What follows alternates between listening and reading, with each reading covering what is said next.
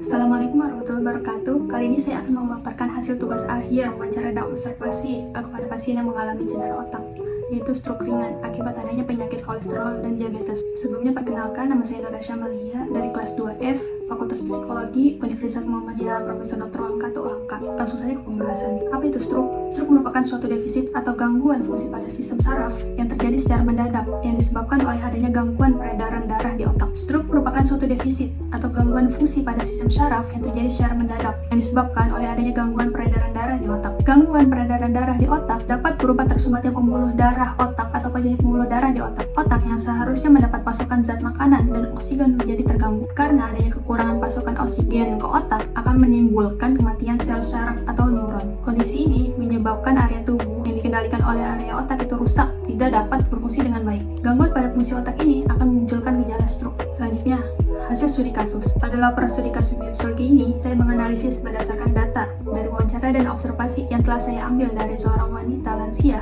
yang berusia 56 tahun yang pernah terdiagnosa stroke ringan. Penyebab lansia tersebut terkena stroke ringan adalah karena ia memiliki penyakit lain seperti kolesterol 250 dan diabetes 367. Kolesterol dan diabetes yang cukup tinggi ini menyebabkan adanya penyumbatan, gumpalan, atau penyempitan pada pembuluh darah di dalam otak bagian sebelah kiri yang akhirnya mempengaruhi gerak syaraf yang bekerja pada tubuh bagian kanan. Lansia tersebut kesulitan dan bahkan sampai tidak bisa menggerakkan tubuh bagian kanannya, mulai dari tangan, kaki, hingga mata yang pudar penglihatannya. Hal ini menandakan bahwa ada gangguan pada otak bagian kiri dari wanita tersebut.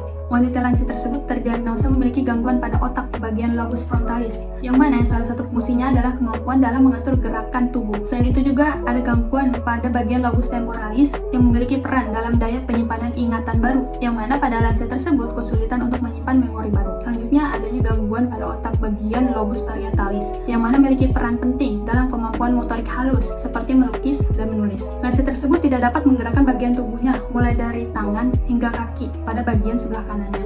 Jadi untuk kemampuan motorik halus seperti melukis dan menulis, wanita tersebut tidak dapat menggerakkan anggota bagian tubuhnya sebelah kanan. Selanjutnya, wanita tersebut terdiagnosa memiliki gangguan pada otak bagian lobus occipitalis yang memiliki peran dalam menginterpretasikan dan memproses impuls penglihatan, di mana wanita tersebut memiliki gangguan penglihatan, di mana penglihatan itu menjadi kabur dan buram.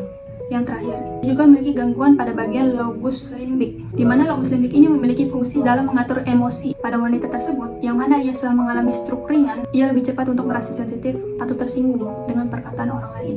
Kemudian ada saran dari saya untuk pasien yang pernah mengalami atau sedang mengalami penyakit cedera otak, harus selalu disupport serta didampingi oleh keluarganya, seperti memperhatikan pola makannya, pola tidurnya, aktivitas di dalam rumah maupun di luar rumah. Karena pada usia lanjut tersebut, rawan terjadinya kefatalan kesehatan, apalagi kalau lalai dalam memperhatikan atau kurangnya memberikan motivasi kepada mereka.